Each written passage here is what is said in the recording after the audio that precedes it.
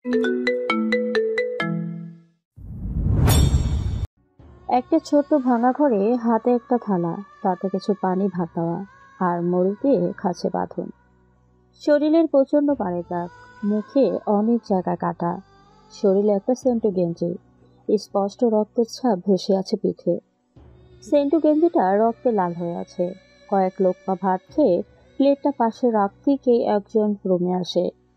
বাঁধন কোনো রকমে উপরের দিকে তাকায়, দেখে বাঁধনের আব্বু বাবু চৌধুরী দাঁড়িয়ে আছে।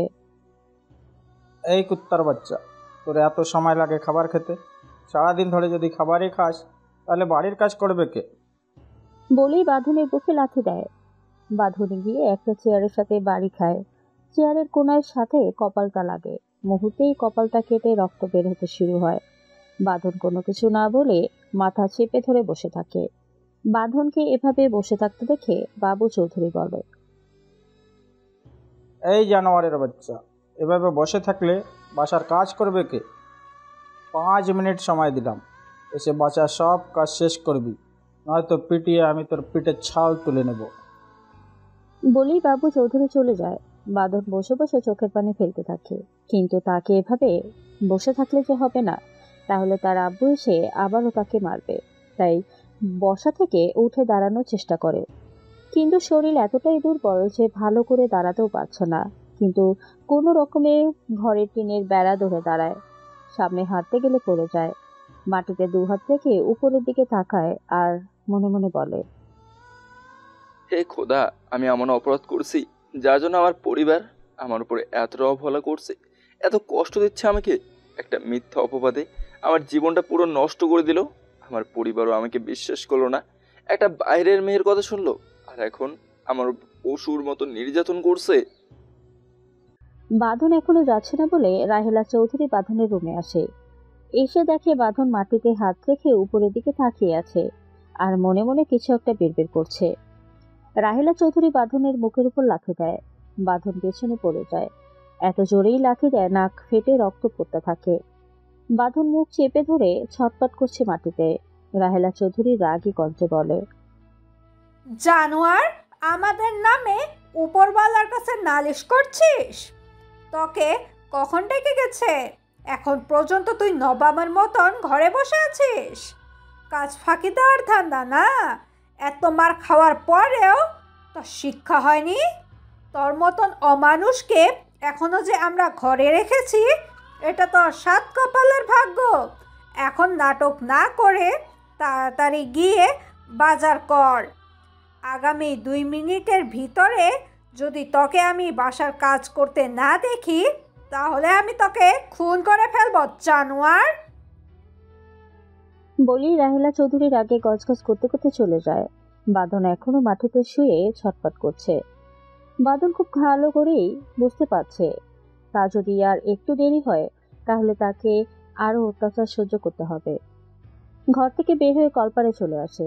মুখে পানি দিয়ে রক্ত ধুয়ে নেয়, কিন্তু রক্ত পড়া বন্ধ হচ্ছে না। কিছু সময় মুখে হাত দিয়ে রাখে, তারপর চলে আসে চৌধুরী ভিলায়। চৌধুরী ভিলায় আসতে আসতে বাবু চৌধুরী বলে, কিরে নবাবের বাচ্চা, এই তোর আসার সময় হলো?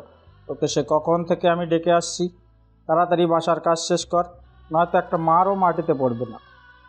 বাঁধন কিছু বলে না, শুধু মাথা নাড়ে। এরপর একটা বালতিতে করে পানি নিয়ে চৌধুরী বিলার দোতলায় চলে আসে। উপরে আসে রুম মোছার জন্য। একটা রুমে ঢুকতেই রুবি বলে, তোর একটা দিনও মার না খেলে হয় না? না, তোকে সে কখন ডেকে আসছে বাবা। গিয়ে তাড়াতাড়ি কাজ শেষ কর, যা। আমি বাইরে যাচ্ছি। আসার পর যদি আমার রুম ঠিকঠাক না দেখি, তাহলে আজ আমার হাতেও মার খাওয়া থেকে তোর বাকি থাকবে না। বলে রুবি চলে যায়। বাঁধন দেরি না করে রুবির রুম গোছানো শুরু করে। সবকিছু গোছানো হলে ফ্লোর মুছে বের হয়ে যায়। এরপর এক এক করে বাকি সবগুলো রুম গুছিয়ে ফ্লোর মুছে ফেলে। এরপর সিঁড়ি মুছে নিচে আসতেই রাহেলা চৌধুরী বলে, আজ আমার মেয়ের জন্মদিন, মনে আছে তো? ভালো করে নিচ তলাটা পরিষ্কার কর। অনেক গেস্ট আসবে আজ বাসায়। যদি তারা কেউ বলে যে বাড়ি অপরিষ্কার, তাহলে তোকে আমি কি অবস্থা করব তুই ভালো করেই জানিস। মা, আমি সকাল থেকে এখনো কিছু খাইনি। যদি এক মুঠো ভাত খেতে দিতে তাহলে। বাঁধনের কথা শেষ হওয়ার আগে রাহেলা চৌধুরী বাঁধনের গালে থাপ্পড় দিয়ে বলে, দিন দিন পেট বড় হয়ে যাচ্ছে না? তুই খাবার খেয়েই তো এখানে আসছিস। চুপচাপ সব কাজ শেষ কর। যদি একটুও দেরি হয় তাহলে চাপকে আমি তোর পিঠের ছাল তুলে নিব। বাঁধন আর কিছু না বলে শুধু মাথা নিচু করে নীরবেই চোখের পানি ফেলছে। রাহেলা চৌধুরী চলে যায় উপরে। বাবু চৌধুরী সোফায় বসে পা নাড়াতে নাড়াতে বলে, তোর মার না খেলে হয় না। একটা কথা আছে জানিস তো, যেমন কুকুর তার জন্য ঠিক তেমনই মুগুর। তাড়াতাড়ি কাজ শেষ কর, নয়তো শুধু তোর মা না, আমার হাতেও মার খাবি। এখন নাটক না করে কাজ শেষ কর, যা। বাঁধন আর কিছু না বলে চুপচাপ কাজ করতে শুরু করে। সব কাজ শেষ করতে করতে প্রায় 2টা বেজে যায়। বাড়িতে পোলা, মাংস, মুরগি রোস্ট আরো অনেক কিছুই রান্না করা হচ্ছে। বাঁধনের নাকে ঘ্রাণ ভেসে আসে। এসবের ঘ্রাণ নাকে ভেসে আসতেই মনে মনে বলে, আজ আমার বোনের জন্মদিন, বাসায় কত কিছুর আয়োজন। বাড়ির বড় ছেলে আমি, কিন্তু আমার কপালে এসবের কোনো কিছুই জুটবে না। কি পাপ করেছিলাম আমি মেধা তোমার কাছে, যে তুমি আমার জীবনটা নরক করে দিলে? আমি তো তোমার কোনো ক্ষতি করিনি মেধা। তবে কি তোমাকে ভালোবাসাটাই আমার পাপ ছিল? কোন ভুলের প্রতিশোধ তুমি আমার উপর নিলে মেধা? নিজের বাবা মা প্রতিনিয়ত আমাকে নির্যাতন করে চলেছে। আদরের ছোট বোনটাও আমাকে যা বলে অপমান করে। যে বোনের কাছে আমি ছিলাম ওর সব কিছু, সেই বোন আজ আমাকে তুই তাই করে কথা বলে। কারণে অকারণে আমার গায়ে হাতও তোলে। আর কত যে বাজে ভাষা ব্যবহার করে সেটা বলার মতো নয়। আমার বাবা মায়ের আমাকে নিয়ে যে স্বপ্ন ছিল, এক নিমেষেই তুমি সব কিছু ভেঙে দিলে। এখন উঠতে বসতে আমার গায়ে হাত তোলে।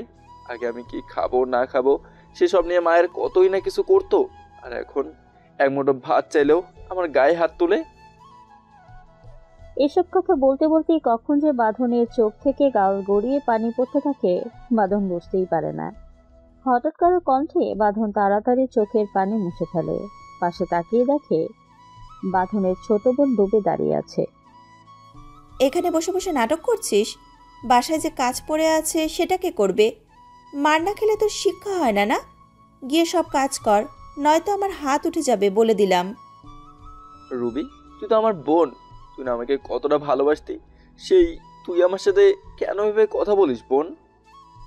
তোর মতো একটা চরিত্রহীন ছেলের সাথে কথা বলছি আমি, এটাই আমার কাছে সবচেয়ে বেশি ঘৃণা লাগে। তোর মুখটা দেখলে মনে হয় একটা হিংস্র পশু আমার সামনে দাঁড়িয়ে আছে। তুমি নিজের ভাইকেও চিনতে পারলে না রুবি? তুই তো আমাকে সেই ছোট্টবেলা থেকে দেখেছিস, বল এতটুকু বিশ্বাস তুই তোর ভাইকে করতে পারিস না? এই কিসের ভাই তুই? হ্যাঁ, তোর মতো একটা চরিত্রহীন লম্পট হিংস্র পশু কখনোই আমার ভাই হতে পারে না। আর আমিও তোর বোন না, ভুল করেও আমাকে বোন বলবি না। তোর সাথে কথা বলে আমি আমার সময় নষ্ট করতে চাই না। আমার বান্ধবী আসবে, যদি তুই ভুল করে ওদের আশেপাশে থাকিস তাহলে আমি সবার সামনে তোকে জুতো পেটা করব, মনে রাখিস। এখন সংসারে দাঁড়িয়ে না থেকে গিয়ে কাজ কর, যা। বলেই রুবি চলে যায়। বাঁধন মাথা নিচে করে নীরবেই চোখের পানি ফেলে। নিজের বোনের মুখে এতগুলো বাজে কথা শুনল সে। এই কথা ভেবেই চোখের পানি ফেলছে। অবশ্য আজ এটাই প্রথম নয়। কেন বাঁধনের জীবনে এত অবহেলা? চলুন একটু পেছন থেকে ঘুরে আসি। আজ থেকে 3 মাস আগের কথা। বাঁধন, তুমি বারবার কেন আমার পিছনে আসছো? আমি তোমাকে আগেই বলেছি আমার তোমাকে পছন্দ না, তারপরে কেন আমাকে বিরক্ত করছো তুমি? মেধা, আমি তোমাকে ভালোবাসি। কেন তুমি বুঝতে চাইছো না? আমি সত্যিই তোমাকে ভালোবাসি মেধা। তুমি আমাকে ভালোবাসো সেটা তুমি আমাকে বলেছো, আর আমিও তোমাকে ভালোবাসি না সেটাও আমি তোমাকে বলে দিয়েছি। এখানে আমাদের কথা শেষ, তারপরও কেন তুমি কুকুরের মতো আমার পিছনে পড়ে থাকো? তোমার জন্য আমার বন্ধুরা আমার সাথে কথা বলতে ভয় পায়। কেন তুমি ওদেরকে আমার সাথে কথা বলতে বারণ করেছো? না তো তোমার সাথে আমার কোনো সম্পর্ক আছে, আর না তোমার কোনো অধিকার আছে আমার বিষয় নিয়ে নাক গলানো। এখনও সময় আছে, আমার পিছন থেকে সরে যাও, নয়তো আমি তোমার জীবনকে নরক করে দেব। তোমার জন্য তো মরতেও পারি মেধা। তুমি আমার জীবন নিয়ে যা ইচ্ছা করতে পারো, আমি তোমাকে বাধা দেবো না। তবে তোমার আমাকে ভালোবাসতে হবে। আমি তোমাকে ভালোবাসি আর তুমি আমাকে ভালোবাসবে। চ্যালেঞ্জ করছো আমাকে? চ্যালেঞ্জ করবো কেন? তোমাকে ভালোবাসি সেটাই বললাম। তুমি আমাকে ভালোবাসলে তোমাকে ভালোবাসতে হবে নাকি? যেভাবে বললে মনে হলো চ্যালেঞ্জ করলে। যদি তোমার মনে হয় আমি তোমাকে চ্যালেঞ্জ করছি, তাহলে ধরে নাও চ্যালেঞ্জই করলাম। তোমাকে আমাকে ভালোবাসতেই হবে, আর আমাকেই বিয়ে করতে হবে। I accept your challenge. যত খুশি তত চেষ্টা করে নাও। এই মেধা রহমান কখনোই তোমাকে ভালোবাসবে না, কথাটা মনে রেখো বাঁধন চৌধুরী। আমি চাইলেও তোমাকে বলতে পারি না মেধা, আমার মনে সবসময় শুধু তুমিই থাকো। আগামী 1 সপ্তাহের ভেতরে তুমি নিজেই এসে বলবে তুমি আমাকে ভালোবাসো। আর যদি আগামী সপ্তাহের ভিতরে আমি না বলি আমি তোমাকে ভালোবাসি, তাহলে সারা জীবনের জন্য তুমি আমার পেছন ছেড়ে দিবে। ঠিক আছে, ছেড়ে দেবো। আর যদি তুমি আমাকে বলো নিজেই ভালোবাসি, তখন? তাহলে বিয়ের আগে আমার এই শরীরটা তোমাকে দেব। আমার এই শরীরটা পাওয়ার জন্যই তো এত কিছু করছো, তাই না? যদি আমি তোমার কাছে আগে যাই তবে তুমি যেইটা চাইছো সেইটাই পাবে। এটা তোমার ভুল ধারণা মেধা। আমি তোমার শরীর চাই না, তোমাকে চাই। আচ্ছা, আমাকে পেয়ে গেলে বুঝি শরীরটা তখন ছুঁয়েও দেখবে না? আমি তোমাকে বলছি, যদি তোমাকে তোমার দেওয়া সময়ের ভিতরে ভুল করে ভালোবাসি বলি, তবে বিয়ের আগে আমি তোমার সাথে শারীরিক সম্পর্ক জড়াবো। সেটা হয় তখনই দেখা যাবে। আগে 1 সপ্তাহ তো হতে দাও, তারপর দেখো তুমি কিভাবে এসে আমাকে বলো ভালোবাসো। মেধা আর কিছু না বলে চলে যায়। বাঁধন মেধা যাওয়ার দিকে তাকিয়ে থাকে। কিছু সময় পর বাঁধন বাসায় আসতেই রাহেলা চৌধুরী বলে, কি রে বাবা, আচ্ছা তো তাড়াতাড়ি চলে আসলি যে? আজ ক্লাস করতে ইচ্ছে করলো না আম্মু, তাই তাড়াতাড়ি চলে আসলাম। আচ্ছা ঠিক আছে, তুই গিয়ে ফ্রেশ হয়ে নে। আমি তোর পছন্দের কাচ্চি বিরিয়ানি রান্না করেছি, নিজ হাতে আমি তোকে খাইয়ে দিব। আমার লক্ষ্মী আম্মুটা, তুমি সবকিছু রেডি করো, আমি এই যাবো আর আসবো। পাগল ছেলে আমার। বাঁধন চলে যেতেই রাহেলা চৌধুরীর কথাটা বলে হাসতে থাকে। এরপর রাহেলা চৌধুরী সবকিছু ডাইনিং টেবিলে রাখে। বাঁধন ফ্রেশ হয়ে চেঞ্জ করে নিচে আসে। নিজের হাতে নিয়ে বাঁধনকে খাইয়ে দিতে নেয়। প্রথম ফ্ল্যাশব্যাক। এই জানোয়ার, এখানে একা একা দাঁড়িয়ে আছিস কেন? কত কাজ পড়ে আছে তুই জানিস না? কাজে ফাঁকি দেওয়ার জন্য এখানে এসে দাঁড়িয়ে আছিস? আর কত মারলে তুই ঠিক হবি? হ্যাঁ, তোকে মারতে মারতে আমার হাত ব্যথা হয়ে গেছে, কিন্তু তুই এখনো শুধরাসনি। এখন থেকে তোকে আর মুখে নয়, হাত দিয়ে আগে পেটাবো, তারপর কথা বলবো। বলেই রাহেলা চৌধুরী পা থেকে জুতো খুলে এরপর ইচ্ছে মতো বাঁধনকে মারতে থাকে। বাঁধন চুপচাপ মাথা নিচু করে দাঁড়িয়ে আছে। রাহেলা চৌধুরী মারতে মারতে হাঁপিয়ে যায়।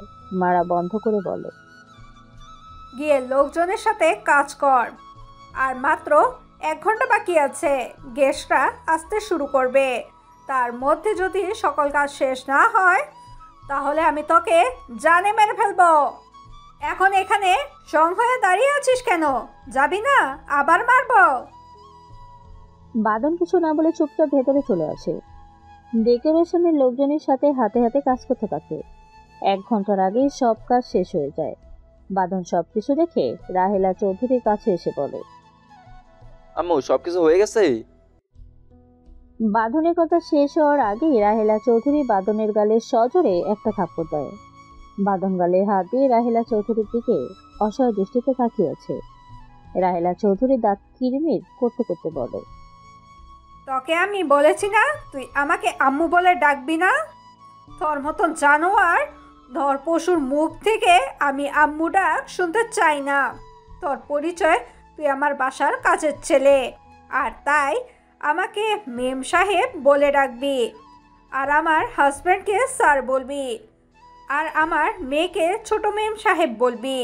যদি আমার কথার নড়চড় হয় তাহলে আমি তোকে রড দিয়ে মেরে তোকে হাত পা ভেঙে দিব। এখন আমার সামনে থেকে যা।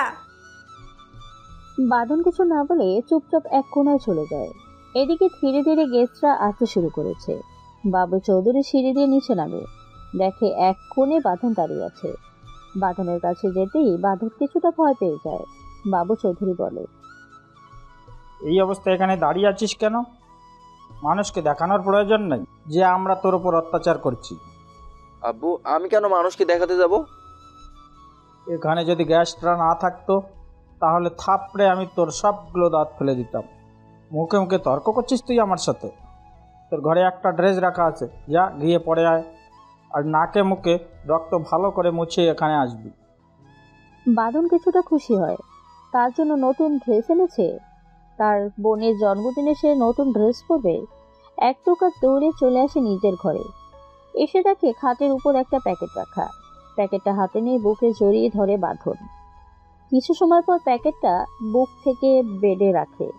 কলপারে এসে ভালো করে পানি দিয়ে নিজের মুখের রক্ত মুছে নেয়। এরপর রুমে এসে একটা গামছা দিয়ে মুখের পানি মুছে নেয়। গায়ে থাকা টি শার্টটা খুলতে গেলে ব্যথায় চোখ বন্ধ করে ফেলে। প্রতিটা আঘাতেই চামড়া ফেটে গেছে। এ রক্ত শুকিয়ে টি শার্টের সাথে লেগে গেছে, তাই টি শার্টটা খুলতে গেলে ব্যথার চোখ বন্ধ করে রাখে। কিছু সময় পর অনেক কষ্ট করে টি শার্টটা খুলে ফেলে। বুকের অংশে দেখতে পাচ্ছে বেতের দাগ, চামড়া ফেটে আছে। ঘাড় ঘুরিয়ে পিঠ দেখার জন্য চেষ্টা করে, কিন্তু কিছুই দেখতে পাচ্ছে না। নিজের শরীরের এই অবস্থা দেখে নীরবেই চোখের পানি ফেলে। কিছু সময় পর চোখের পানি মুছে নেয়। প্যাকেট থেকে ড্রেসটা বের করতেই বাঁধনের হাসি খুশি মুখটা মলিন হয়ে যায়। একটা ওয়েটারের ড্রেসটার দিকে তাকিয়ে চোখের পানি ফেলে দেয় বাঁধন। নিজের বোনের জন্মদিনের পার্টিতে যাবে, সেটা আবার ওয়েটার হয়ে। কিছু সময় পর চোখের পানি মুছে মনে মনে বলে, কেন কান্না করছিস বাঁধন? তুই নিজেকে এই পরিবারের ছেলে মনে করিস? আরে নিজের বাড়িতে যে চাকর হয়ে থাকে তাকে যে ওয়েটারের মর্যাদা দিয়েছে, এটাই তো বেশি। তুই কত লাকি ভাব, অন্তত চাকর হয়ে তো আর কারোর সামনে যেতে হচ্ছে না। আজ আমি বাড়িতে এর থেকে বেশি আর কোনো কিছু অধিকার নেই রে। তুই ভুলে যাস না, তুই এই বাড়ির চাকর। আজ না হয় ওয়েটারই হলে। চোখের পানি মুছে নিজের কাছে চলে যা, নয়তো দেরি হয়ে আবার না থাকে মার খেতে হয়। কথাগুলো বলেই বাঁধন নিজের চোখের পানি মুছে নেয়। এরপর ওয়েটারের ড্রেস পরে নেয়। ঘর থেকে বের হয়ে চলে আসে চৌধুরী ভিলায়। দরজা দিয়ে ভেতরে ঢুকবেই রুবি বাঁধনের গালে থাপ্পড় দেয়।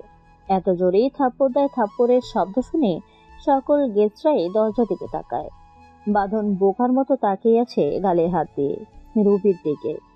বাঁধন কিছু জিজ্ঞেস করবে তার আগে রুবি বলে, বাসায় সব গেস্টরা চলে আসছে। কোথায় গিয়েছিলি নষ্টামি করার জন্য? তুই যে এই বাসার চাকর সেটা ভুলে গেছিস ছোট লোক? গেস্টরা সে কখন থেকে অপেক্ষা করছে। তাদের হাতে হাতে ড্রিঙ্কস তুলে দেবে কে? তোর বাপ? বাঁধন চুপ করে রুবির কথাগুলো শুনছে। রুবি যে তাকে এসবও বলতে পারে এটা বাঁধন বিশ্বাস করতে পারছে না। রুবি আবার বলে, সংসেজে দাঁড়িয়ে না থেকে যা ভেতরে।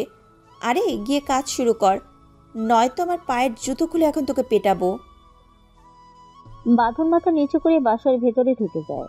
এরপর ট্রেতে করে ড্রিঙ্কস নিয়ে সবার হাতে হাতে দিতে থাকে। হঠাৎ একজনকে দেখে থমকে দাঁড়ায়। তার সামনে দাঁড়িয়ে আছে মেধা। বাঁধনকে দেখে মেধা মুচকি আসে। কানের কাছে মুখ নিয়ে এসে ফিসফিস করে বলে, তোকে এভাবে দেখে খুব ভালো লাগছে। বাড়ির ছেলে থেকে সোজা ওয়েটার হয়ে গেছিস। নিজের আপন বোনের জন্মদিনে ওয়েটারের কাজ করছিস। ভালোই উন্নতি হয়েছে তোর। আর তোর মুখ দেখে তো মনেই হচ্ছে সকাল বিকেল তোকে নিয়মিত করে পিটায়। তোর মতো ছেলের সাথে এরকমটাই হওয়া উচিত। তুই এই মেধাকে চ্যালেঞ্জ করেছিলি, দেখলি তো আমি তোর কি হাল করে ছাড়লাম। এত চেষ্টা করলাম কিন্তু তোকে বাসা থেকে বের করতে পারলাম না। অবশ্য একই সাথে ভালো হয়েছে, তোকে চাকর হয়ে থাকতে দেখতে অন্যরকম একটা আনন্দ পাচ্ছি। যা গিয়ে নিজের কাজ কর, নয়তো আবার তোর বাবা মা তোকে জোতা পেটা করবে। আসতে নাসতেই তো ছোট বোনের হাতে থাপ্পড় খেলি। বাঁধন কিছু না বলে চলে যেতে নেয়, না গিয়ে থেমে যায়। মেধার দিকে ঘুরে বলে, কাউকে ভালোবাসা যে অপরাধ সেটা আমার জানা ছিল না মেধা। কিন্তু আপনি আমার সাথে যেটা করছেন এটা অন্যায়। মিথ্যা অপবাদে আমাকে অপরাধী করছেন। তবে মনে রাখবেন, সত্যকে বেশি দিন ঢেকে রাখা যায় না। মিথ্যার আড়ালে সত্যি কোনো না কোনো দিন ঠিকই বের হয়ে আসবে সবার সামনে। সেদিনের জন্য তৈরি থাকবেন। নিজেই নিজের বিবেকের কাঠগড়ায় নিজের বিচার করবেন। আপনি একটা কথা ভুলেই গেছেন মিস মেধা, আমাকে চরিত্রহীন করতে গিয়ে নিজেকে এই যে ধর্ষিতা বানিয়ে ফেলেছেন। আপনার জন্য আমার আফসোস হচ্ছে। হায় রে অভাগী নারী। কথাটা বলেই বাঁধন চলে যায়। মেধা রাগে কটমট করতে থাকে আর মনে মনে বলে, তোর এত বড় সাহস! ছোট লোকের বাচ্চা, তুই এই মেধাকে অপমান করছিস? একটু অপেক্ষা কর, তারপর দেখ আমি তোর কি অবস্থা করি। এই মেধাকে তুই চিনিস না। কথাগুলো বলেই মেধা একটা শয়তানি হাসি দেয়। বাঁধন নিজের মতো কাজ করে।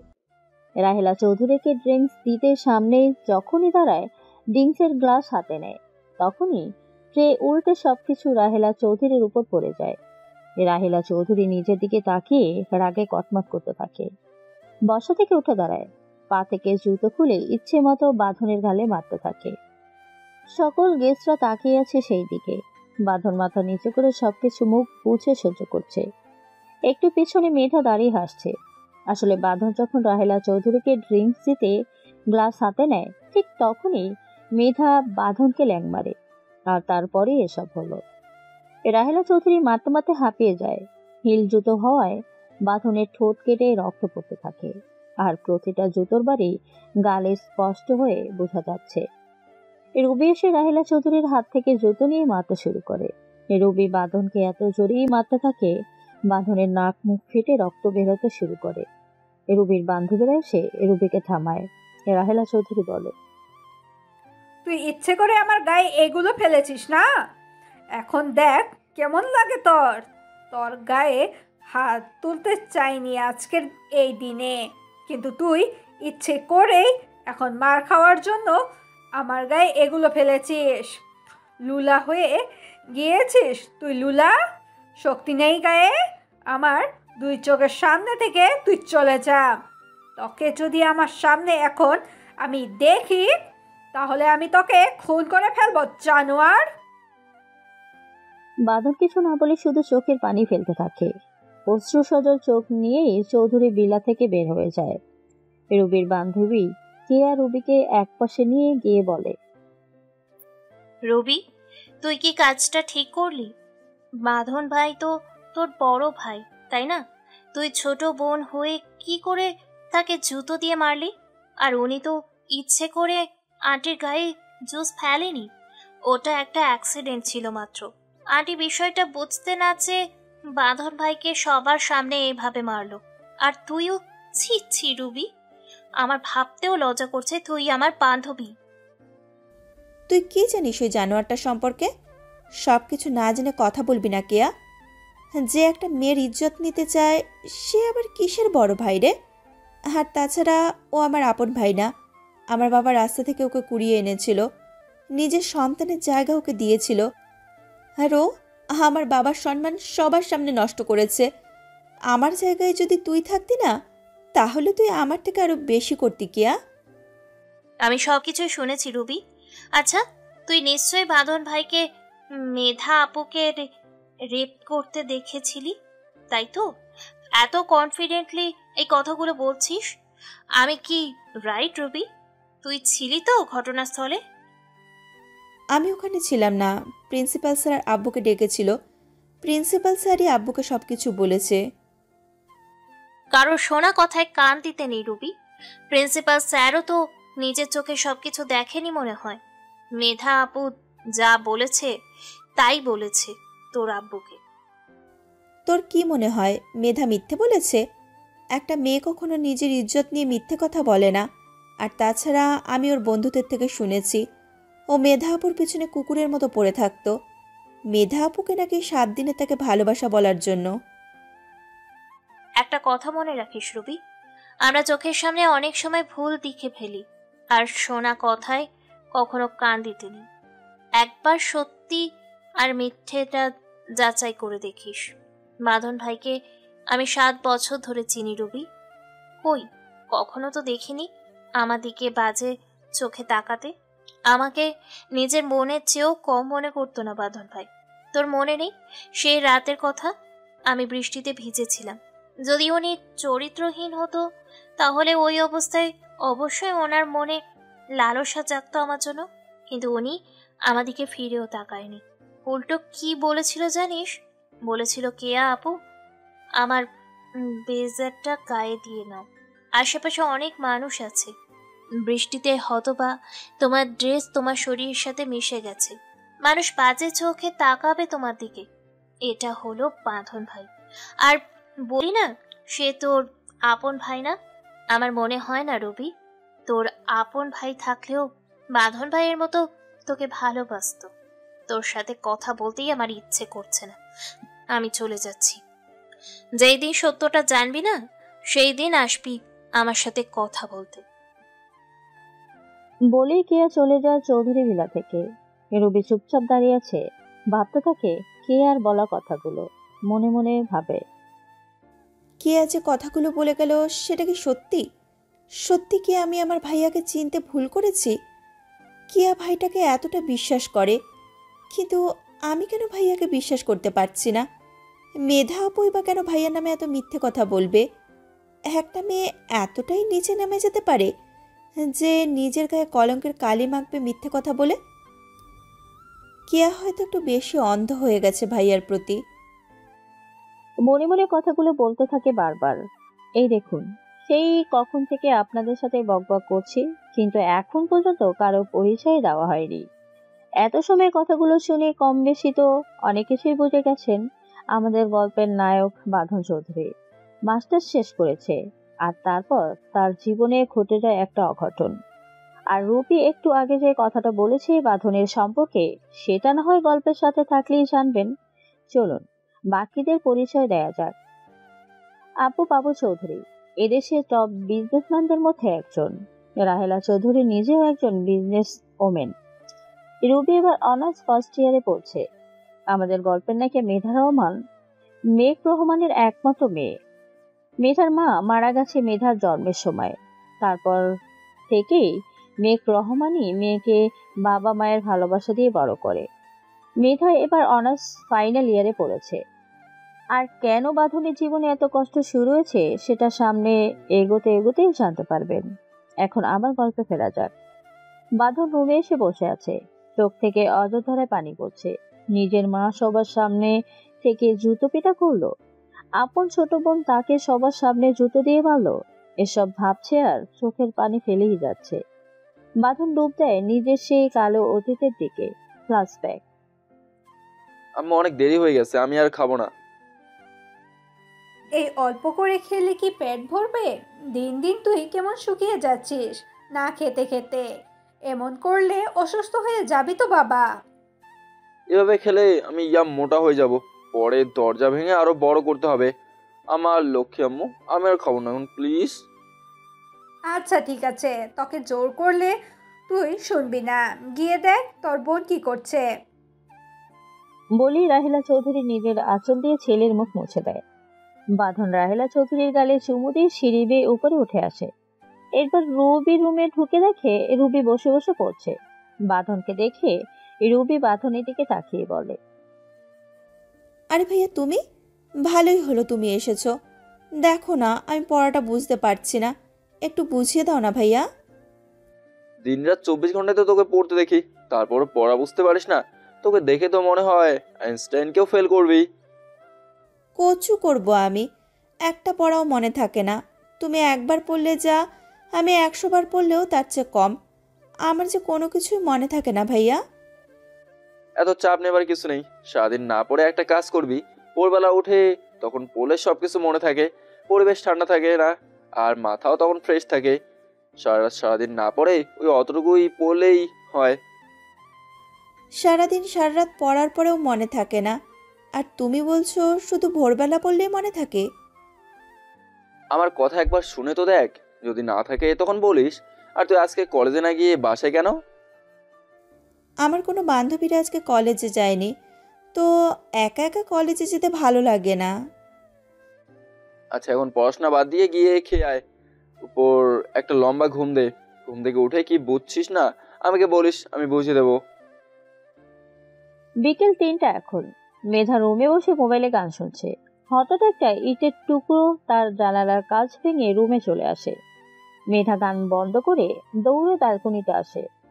দেখে নিচে বাঁধন দাঁড়িয়ে আছে, হাতে একটা ইটের টুকরো। রাগে মেধার চোখ লাল হয়ে যায়। এটা কোন ধরনের অসভ্যতা? সে কখন থেকে তোমাকে ডাকছি, কিন্তু তোমার তো বাইরে আসার কোনো নামই নেই। তাই ইটের টুকরো ছোড়া ছাড়া কোনো উপায়ই ছিল না। দিন দিন তোমার অভদ্রতা বেড়েই চলছে বাঁধন। তোমাকে দেখার জন্য মনটা ছটফট করছিল, এত কষ্ট করে তোমার বাসার সামনে আসলাম শুধুমাত্র তোমাকে দেখার জন্য, আর তুমি আমাকে অভদ্র বলছো? সব কিছুর একটা লিমিট থাকে বাঁধন, তুমি কিন্তু তোমার লিমিট অতিক্রম করছো। ভালোবাসার কোনো লিমিট থাকে না মেধা। তোমার জন্য এই ভর দুপুরে তোমাদের বাসায় আসলাম, কোথায় ভালোবেসে আমাকে 2-4টা ফ্লাইং কিস দেবে, তা না করে উল্টো তুমি তো রেগে যাচ্ছ। তোমার মতো মাথা মোটা ছেলেকে জোতা পেটা করা দরকার। আমার সামনে থেকে এই মুহূর্তে চলে যাও, নয়তো লোকজন ডেকে এখন মার খাওয়াবো, নিজের বাপের নামই ভুলে যাবে। তোমার জন্য নিজেকে ভুলে যেতে রাজি আছি মেধা, আর নিজের বাপের নাম তো কিছুই না। ডিসকাস্টিং। বলি মেয়েটা বাসার ভেতরে চলে যায়। বাঁধন হাসতে হাসতে চলে আসে নিজের বাসায়। পরের দিন সকালে ঘুম থেকে উঠে বাঁধন ফ্রেশ হয়ে নাস্তা করে চলে আসে কলেজে। কলেজে আসতেই দেখে মেধা একটা ছেলের সাথে বসে কথা বলছে। বাঁধন মেধার কাছে এগিয়ে যায়। মেধা এবং ছেলেটা দাঁড়িয়ে যায়। কিছু না বলেই বাঁধন ছেলেটাকে ইচ্ছে মতো মারতে থাকে। মেধা বাঁধনকে আটকানোর চেষ্টা করছে। বাঁধন মেধাকে ধাক্কা দিয়ে সরিয়ে দেয়। ছেলেটাকে মারতে মারতে রক্তাক্ত করে ফেলে। ছেলেটার বুকে পা রেখে রাগী কণ্ঠে বলে, উত্তর বাচ্চা, তুই জানিস না মেধা শুধু এই বাঁধনের? তোর এত বড় সাহস, তুই মেধার সাথে বসে কথা বলছিস? মেধা শুধু আমার সাথে কথা বলবে, এই কলেজের সবাই জানে। মেধা শুধু এই বাঁধনের, যে মেধার দিকে চোখ তুলে তাকায় আমি তার চোখ তুলে নেই। আর তুই তো আমার মেধার সাথে বসে কথা বলছিস। এখন বল তোকে কি করা উচিত? মেয়েটা বাঁধনের কাছে আসে, ধাক্কা দিয়ে ছেলেটা থেকে দড়ি সরিয়ে দেয়। এরপর বাঁধনের কাছে এসে ইচ্ছে মতো বাঁধনের গালে থাপ্পড় মারতে থাকে। বাঁধন মেধার হাত ধরে বলে, এই ছেলের জন্য তোমার এত কিসের দরদ? আর 4টা বছর ধরে আমি তোমার পিছনে ঘুরছি, তোমাকে পাগলের মতো ভালোবাসি, আর তুমি একটা অন্য ছেলের সাথে বসে কথা বলছো। আবার সেই ছেলের জন্য তুমি আমার গায়ে হাত তুলছো। কি হয় এই ছেলে তোমার? ও আমার কি হয় সেটা তোর জানতে হবে না। তুই একটা জানোয়ার, আমার জীবনটাকে নরক বানিয়ে দিয়েছিস তুই। ও আমার বন্ধু, এখানে বসে নোট নিয়ে কথা বলছিলাম। তুই কে? হ্যাঁ, আমার সব বিষয় কেন তুই নাক গলাস? না তো আমি তোকে ভালোবাসি, অন্য কখনো তোকে ভালোবাসবো? তোর মতো মানুষকে শুধু ঘৃণাই করা যায়, কখনো ভালোবাসা যায় না। ভালোবাসা কি বুঝিস তুই? কেউ কাকে ভালোবাসলে তাকে সম্মান করে, তাকে তার মতো করে সুন্দর জীবনযাপন করতে দেয়, তার পছন্দ অপছন্দ সব কিছু ভেবে কথা বলে। আর তুই দিনের পর দিন আমাকে শুধু টর্চারই করে যাচ্ছিস। তুই আমাকে 1 সপ্তাহের জন্য সময় দিয়েছিলি না? শুধু 1 সপ্তাহ নয়, 1000 সপ্তাহ যদি তুই আমাকে দিস, আমি তবু তোকে ভালোবাসবো না। তোকে আমি শুধু ডিনাই করে যাব। হ্যাঁ হ্যাঁ হ্যাঁ, শুধু ঘৃণা করে যাব। বাঁধন পাথরের মতো তাকিয়েছে মেধার দিকে। মেধা ছেলেটাকে ধরে তোলে। এরপর কলেজের গেট থেকে বের হয়ে একটা রিক্সা উঠে ছেলেটাকে নিয়ে। বাঁধন শুধু তাকিয়ে আছে। আশেপাশে সবাই তাকিয়েছে বাঁধনের দিকে। বাঁধন চোখ বন্ধ করে একটা বড় নিঃশ্বাস ফেলে। এরপর আশেপাশে সবার দিকে তাকিয়ে বলে, কি হয়েছে? সিনেমা চলছে এখানে? ক্লাস নেই কারো? তখন থেকে যাও বলছি সবাই, নয়তো আমি কি করতে পারি সেটা তোমরা খুব ভালো করেই জানো। বাঁধন বড় লোকের ছেলে, সবাই বাঁধনকে ভয় পায়। বাঁধন ক্লাসে না গিয়ে বের হয়ে যায় কলেজ থেকে। কলেজ থেকে বের হয়ে চলে আসে একটা বারে। একের পর এক বিয়ারের বোতল শেষ করেই যাচ্ছে। এদিকে মেধা ছেলেটাকে হসপিটালে ভর্তি করে। এরপর চলে আসে চৌধুরী গ্রুপ অফ কোম্পানিতে, যেটা থাকায় দারোয়ান মেধাকে দেখে জিজ্ঞেস করে, তুমি কেডা মা? কার কাছে আইছো? এটা চৌধুরী গ্রুপ অফ কোম্পানি না? বাঁধন চৌধুরীর বাবা তো এই অফিসেই থাকে। ও মা, বাদুন চৌধুরী হইতাছে আমাগো বাবু স্যারের পোলা। বাবু স্যারের আমাগো কোম্পানির মালিক। ওনারা সবাই বাবু চৌধুরী কইরা ডাকে। তুমি কি ওনার কাছে আইছো? হ্যাঁ চাচা, আমার বাঁধন চৌধুরীর সাথে কিছু কথা আছে। কিন্তু মা, স্যারের পারমিশন ছাড়া তো আমি তোমার ভিতরে যাইতে দিতে পারতাম না। চাচা, আমি একটা সমস্যায় পড়ে ওনার কাছে এসেছি, ওনার ছেলের বিষয়ে কিছু কথা বলার জন্য। মাগো, তোমার কথা আমি বুঝছি, কিন্তু স্যারের পারমিশন ছাড়া যদি আমি তোমার ভেতরে যাইবার দিই তাহলে তো আমার চাকরিটা থাকবে না গো মা। তার কোনো প্রয়োজন নেই চাচা, আমি বরং এখানে অপেক্ষা করছি। উনি বের হলে ওনার সাথে কথা বলে তারপর যাব। আচ্ছা মা, তুমি একটু অপেক্ষা করো, আমি ভিতরে গিয়া ওনার লগে কথা কইয়া দেহি। মেধা ঠিক আছে বলে দারোয়ান চলে যায় অফিসের ভেতরে। বাবু চৌধুরী কেবিনের দরজা নক করে। বাবু চৌধুরী ভেতরে আসতে বলে দারোয়ান ভেতরে যায়। দারোয়ানকে দেখে বাবু চৌধুরী বলে, কি হয়েছে তুমি এখানে? স্যার, আপনার লগে একটা মায়া দেখা করতে আসছে। আমি বাইরে খাড়া করাইয়া রাখছি। আমার সাথে একটা মেয়ে দেখা করতে আসছে, নাম কি মেয়েটার আর কি প্রয়োজন? মায়াটার নাম তো জিগায় নাই। ও কয় আমাদের ছোট স্যারের নিয়ে কিছু কয়টা আছে। বাঁধনকে নিয়ে কথা বলতে আসছে? আচ্ছা, তুমি যে মেয়েটাকে ভেতরে নিয়ে আসো। দারোয়ান ঠিক আছে বলে বাবু চৌধুরীকে সালাম দেয়। এরপর বাবু চৌধুরীর কেবিন থেকে বের হয়ে নিচে চলে আসে। এরপর মেধাকে বলে, মা, তুমি আমার আগে আহো, স্যার তোমারে যাইবার কইছে। মেধা কিছু না বলে দারোয়ানের সাথে হাঁটতে থাকে। এরপর দারোয়ান মেধাকে বাবু চৌধুরীর কেবিন দেখিয়ে দেয়। মেধা দরজা নক করলে বাবু চৌধুরী ভিতরে যেতে বলে। মেধাকে দেখে বাবু চৌধুরী বলে, তুমি কে? তোমাকে তো ঠিক চিনলাম না। আপনি আমাকে চিনবেন না, হয়তো আমার বাবুকে চিনতে পারেন। রহমান গ্রুপ অফ কোম্পানির মালিক মেঘ রহমান। আচ্ছা, তুমি মেঘের মেয়ে? তা আমার কাছে কি মনে করে মা? তোমার আব্বু পাঠিয়েছে? কিন্তু দারোয়ান তো বললো তুমি আমার ছেলেকে নিয়ে কিছু বলবে। তুমি কি বাঁধনকে চেনো? খুব ভালো করেই চিনি আপনার ছেলেকে মানুষ করতে পারেননি। কলেজে গিয়ে লেখাপড়ার নামে গুন্ডামি করে বেড়ায় আপনার ছেলে। আজ আমার বন্ধুকে ইচ্ছে মতো মেরেছে। পুরো অপরাধ ছিল, ও আমার সাথে বসে কথা বলেছে। কথাগুলো শুনে বাবু চৌধুরীর চোখ রাগে লাল হয়ে যায়। হাতের মুষ্টি শক্ত করে চেপে ধরে। দৃশ্যটা মেধা লক্ষ্য করছে। বাবু চৌধুরীকে কিছু বলতে না দিয়ে মেধা আবার বলে, নিজের এই রাগকে নিজের ছেলের উপরে দেখান। কলেজে গিয়ে খোঁজ নিয়ে দেখবেন আপনার ছেলে কিসব করে বেড়ায়। তোমার সাথে তোমার বন্ধু কথা বলছে। এখানে বাঁধন কেন তোমাকে বন্ধুকে মারতে যাবে? এখানে বাঁধন কেন তোমার বন্ধুকে মারতে যাবে? তুমি কে হও বাঁধনের? কুকুরের মতো আমার পিছনে পড়ে আছে আপনার ছেলে। জোর করে ভালোবাসা আদায় করতে চায়। বাসায় গিয়ে আপনার ছেলেকে জিজ্ঞাসা করবেন, আর যদি পারেন ছেলেকে একটু মানুষ করবেন। কথাগুলো বলেই মেধা উঠে দাঁড়ায়। বাবু চৌধুরী কেবিন থেকে বের হয়ে চলে যায়। বাবু চৌধুরী রাগে কটপাট করতে থাকে। অফিস থেকে বের হয়ে নিজের গাড়িতে উঠে বসে। ড্রাইভারকে বলে বাসার দিকে যেতে। ড্রাইভার গাড়ির স্টার্ট দিয়ে ড্রাইভ করতে থাকে। কিছু সময়ের মধ্যে চলে আসে বাসায় কলিং বেল চেপেই যাচ্ছে। রাহেলা চৌধুরী এসে দরজা খুলে বাবু চৌধুরীকে বলে, কি হয়েছে তোমার আজকে? এভাবে কেন কলিং বেল চাপছো? বাঁধন কোথায়? বাঁধন তো ঘরে শুয়ে আছে, কেন কি হয়েছে? বাবু চৌধুরী আর কিছু না বলে ঘরের ভেতরে ঢোকে। সিঁড়ির সোজা বাঁধনের রুমে চলে আসে। এসে দেখে বাঁধন শুয়ে আছে। বাবু চৌধুরীকে দেখে বাঁধন শোয়া থেকে উঠে দাঁড়ায়। বাবু চৌধুরী কিছু না বলেই বাঁধনের সামনে গিয়ে বাঁধনের গালে থাপ্পড় দেয়। বাঁধন গালে হাত দিয়ে তাকিয়ে আছে বাবু চৌধুরীর দিকে। এদিকে দরজার সামনে রাহেলা চৌধুরী আর রুবে দাঁড়িয়ে আছে। বাঁধনকে থাপ্পড় খেতে দেখে দুজনেই অবাক হয়ে তাকিয়ে আছে। রাহেলা চৌধুরী কাছে এসে ছেলেকে জড়িয়ে ধরে বাবু চৌধুরীকে বলে, কি হয়েছে তোমার? পাগল হয়ে গেছো?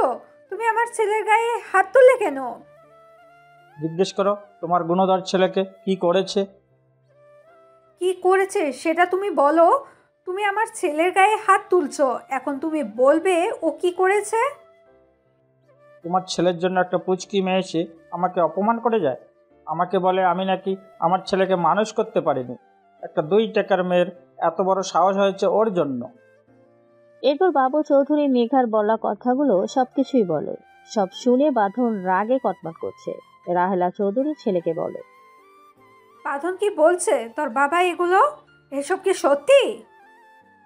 ও কি বলবে? ওই মেয়েটা আমাকে যা তা বলে অপমান করে গেছে। তোমার ছেলেকে বলে দাও শুধরে যেতে, নয়তো আমি কিন্তু ওকে বাসা থেকে বের করে দিতে বাধ্য হব। তুমি শান্ত হও, তুমি রুমে যাও, আমি আসছি। বাবু চৌধুরী আর কিছু না বলে নিজের রুমে চলে যায়। রাহেলা চৌধুরী রুবিকে বলে, তুই এখানে দাঁড়িয়ে আছিস কেন? যা নিজের রুমে যা। রুবেও কিছু না বলে নিজের রুমে চলে যায়। রাহেলা চৌধুরী ছেলেকে বেডে বসিয়ে পাশে বসে বলে, আচ্ছা বাবা বলতো আমাকে কি হয়েছে? আচ্ছা আম্মু, তুমি বলো তো, কাউকে ভালোবাসাটা কি অপরাধ? কাউকে ভালোবাসো, অপরাধ কেন হবে? কিন্তু বাবা, জোর করে কি কাউকে ভালোবাসা যায়? ওই মেয়েটা যখন তোকে ভালোবাসে না, তখন ছেড়ে দে না। আমরা ওই মেয়ের থেকে 1000 গুণ সুন্দর মেয়ে তোর জন্য আনবো। দেখলি তো তোর আব্বু কতটা রেগে আছে। তুই মেয়ের চিন্তা বাদ দিয়ে ভালো মতন লেখাপড়া কর। যাই, এখন আবার তোর আব্বুকে হয়তো বুঝাতে হবে। আমার লক্ষ্মী বাবা, এসব নিয়ে আর কিছু করিস না। বলি রাহেলা চৌধুরী ছেলের কপালে চুমু দিয়ে চলে যায়। বাঁধন চোখ বন্ধ করে একটা বড় নিঃশ্বাস ফেলে। এরপর মনে মনে বলে, প্রথম ফ্ল্যাশব্যাক। এখানে এসে বসে আছিস? বাসা যে নোংরা হয়ে আছে, পরিষ্কার করবে কে? তাড়াতাড়ি বাসায় গিয়ে সব কিছু পরিষ্কার করে আয়। আব্বু, আমার শরীরটা ভালো লাগছে না, কাল সকালে করি। কেন মরে যাবি তুই? মরে গেলে তো বেঁচেই যাই। নাটক বাদ দিয়ে গিয়ে বাসার কাজ কর। তখন জুতার বাড়ি খেয়েছিস, এখন আমার বেল্টের বাড়ি খেতে না চাস তো তাড়াতাড়ি যা। বাঁধন খুব ভালো করেই বুঝতে পারছে, আর একটা কথা বললে যে তাকে এখন আবার মার খেতে হবে। তাই কিছু না বলে চুপচাপ উঠে দাঁড়ায়। সোজা হয়েই দাঁড়াতে পারছে না, কিন্তু কিছু করারও তো নেই তার। তাই কষ্ট করে কোনো রকমে হেঁটে চলে আসে চৌধুরী ভিলায়। চৌধুরী ভিলায় আসতে দেখলেই রাহেলা চৌধুরী আর রুবি পায়ের উপর পা তুলে বসে আছে সোফায়। বাঁধন কিছু না বলে মাথা নিচু করে কাজ করতে শুরু করে। রুবি বসা থেকে উঠে বাঁধনের সামনে আসে। বাঁধন ফ্লোর থেকে ময়লা তুলছিল। রুবি বাঁধনের বুকে লাথি মারে। বাঁধন পেছনে পড়ে যায়। ডান হাতের কনি গিয়ে পরে একটা কাচের বোতলের উপর। বোতলটা ভেঙে হাতে অনেকটা জায়গা কেটে যায়। বাঁধন চোখ বন্ধ করে ফেলে ব্যথায়। রুবি বাঁধনের কাছে গিয়ে বুকে পা রাখে। বাঁধন চোখ খুলে প্রথমে নিজের বুকের দিকে তাকায়। দেখে একটা পা তার বুকের উপর পাড়া দিয়ে আছে। উপরের দিকে অসহায় দৃষ্টিতে তাকায়। রুবির চোখ মুখে থেকে আগুন জ্বলছে। রাগান্বিত কণ্ঠে বলে, তোর জন্য আজ আমার জন্মদিনের পার্টিটা নষ্ট হয়ে গেছে। তোর জন্য আমার বান্ধবী আমাকে বলে অপমান করে গেছে। খুব মজা পেয়েছিস তুই না আমার জন্মদিনের পার্টিটা বন্ধ করে? এখন আমি তোর কি অবস্থা করি তুই দেখ। বলেই রুবি আশেপাশে তাকায়। রাহেলা চৌধুরী আর বাবু চৌধুরী সোফায় পায়ের উপর পা রেখে বসে আছে। রুবি বাবু চৌধুরীর কাছে গিয়ে বলে, আব্বু, তোমার বেল্টটা দাও তো। ওকে জুতো দিয়ে বা হাত দিয়ে মারলে হবে না। বাবু চৌধুরী কিছু না বলে নিচের কোমর থেকে বেল্ট খুলে রুবির হাতে দেয়। বাঁধন অসহায় দৃষ্টিতে তাকিয়ে আছে তার আব্বু আম্মুর দিকে। দুজনের ঠোঁটে শয়তানি হাসি। রুবি বাঁধনের কাছে এসে বেল্ট দিয়ে ইচ্ছে মতো মাথা থাকে। প্রতিটা বেল্টের বাড়ির আঘাতে চামড়া ফেটে রক্ত বের হয়ে যাচ্ছে। বাঁধন গলা কাটা মুরগির মতো ছটফট করছে, আর তার আব্বু আম্মুর দিকে তাকিয়ে চোখের পানি ফেলছে। কিন্তু তাতে বাবু চৌধুরী কিংবা রাহেলা চৌধুরী কিছু আসছে বা যাচ্ছে না। রুবি ইচ্ছে মতো মারতে থাকে বাঁধনকে। মুখের অনেক অংশে বেল্টের বাড়ি পড়ছে, গাল কেটে রক্ত পড়ছে। বেল্টের বাড়ি নাকে লাগতেই নাক থেকে কড়কড়িয়ে রক্ত পড়তে থাকে। তারপরেও রুবির মারা বন্ধ হলো না। একটা সময় বাঁধন নিজের সেন্স হারিয়ে ফেলে। রুবি থেমে যায় আর বাড়ির কাজের লোককে বলে, জানোয়ারটাকে নিয়ে ফেলে আসো ওর ঘরে। সকালে গিয়ে দেখবি যদি মরে যায় তাহলে রাস্তায় শিয়াল কুকুরকে খেতে দিয়ে আসবি, আর যদি বেঁচে যায় তাহলে ঘাট ধরে বাসায় নিয়ে আসবি কাজ করার জন্য। কথাটা বলেই রুবি বেলটা ছুঁড়ে মারে বাঁধনের উপর। বাড়ির কাজের লোকেরা বাঁধনকে ধরে নিয়ে যায় তার ঘরে। কাজের লোকের চোখ থেকে পানি পড়ছে। বাঁধনের এই অবস্থা দেখে একজন কাজের লোক মহিলা বলে, এত সুন্দর ছেলেটাকে মেরে ওরা কি করেছে? ওদের মনে কি একটু মায়া দয় বলে কিছু নেই? ছেলেটা না হয় একটু ভুল করে ফেলেছে, তাই বলে এমন অমানুষের মতো ছেলেটাকে প্রতিনিয়ত মারবে? নিজেদের ছেলে তো আর না, তাই হয়তো এইরকম করতে পারছে। যদি নিজেদের রক্তের ছেলে হতো তাহলে কখনোই এতটা অমানুষের মতো মারতে পারতো না। আর ছেলেটাও সব কিছু না জেনে ওদেরকে নিজের বাবা মা মনে করে এত অত্যাচার সহ্য করছে। আমি কালকে ওকে সব সত্যি বলবো। এখানে থাকলে ওরা ছেলেটাকে মেরে ফেলবে।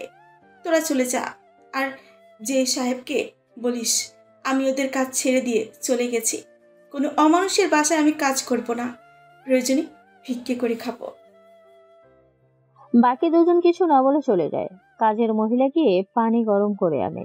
পানি গরম করা হয়ে গেলে বাঁধনের শার্ট খুলে দেয়।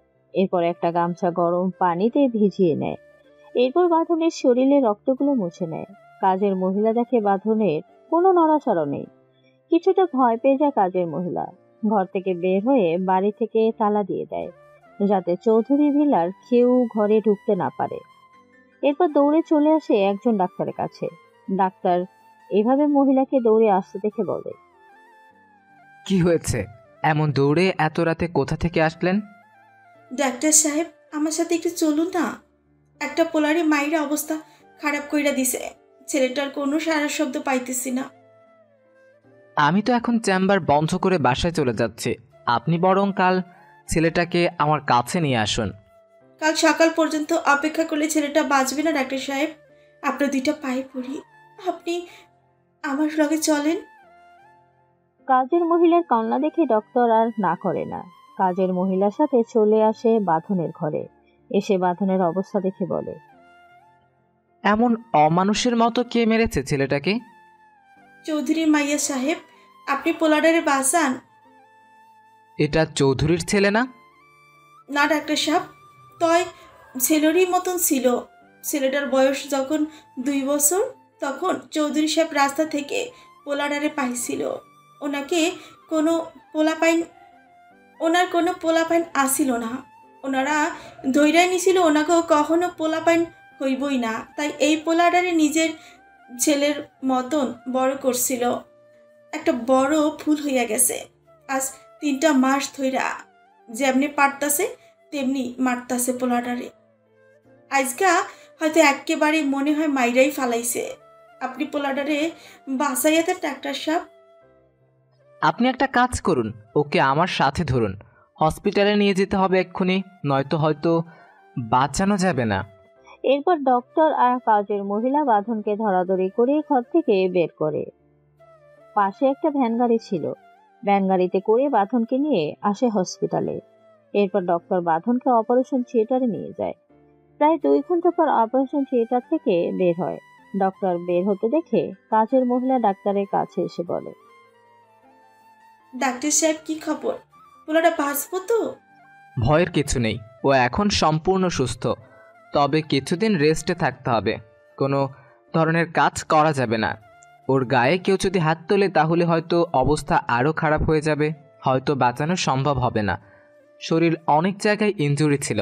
ওর গায়ে এখন আর কেউ আঘাত না করলে সেগুলো খুব তাড়াতাড়ি সেরে যাবে। আপনার আমি সব কথাই শুনেছি। আপনি একটা কাজ করুন, ছেলেটাকে নিয়ে দূরে কোথাও চলে যান। চৌধুরী ভিলায় গেলে হয়তো ছেলেটা মারা যাবে। ঠিক আছে ডাক্তার সাহেব, আপনারে কত টাকা দেওয়ান লাগবো? আমাকে কোনো টাকা দিতে হবে না। আপনার থেকে তো সব কিছুই শুনলাম। আপনি 2 দিন পর ওকে নিয়ে এখান থেকে অনেক দূরে চলে যাবেন। আমি এখনও কি ঘুমের ইঞ্জেকশন দিয়ে রেখেছি। বেল দিয়ে মেরেছে তো, শরীরের অনেক জায়গায় ব্যথা আছে। এখন যদি সেন্স থাকে তাহলে ও ব্যথা সহ্য করতে পারবে না। তাই ঘুমের ইঞ্জেকশন পুশ করে ঘুম পাড়িয়ে রেখেছি। চিন্তার কিছু নেই, কাল সকালের মধ্যেই সেন্স চলে আসবে। আপনারে অসংখ্য ধন্যবাদ সাহেব, আপনি সত্যি খুব ভালো মানুষ। আমি একজন ডক্টর, আর ডক্টরের ধর্মই হচ্ছে মানুষকে বাঁচানো। আমি আমার কর্তব্য করেছি মাত্র, সব কিছুই উপরওয়ালার ইচ্ছে। বলেই ডক্টর চলে যায়। কাজের মহিলা বাইরে অপেক্ষা করতে থাকে। পরের দিন সকাল 10টা বেজে গেছে।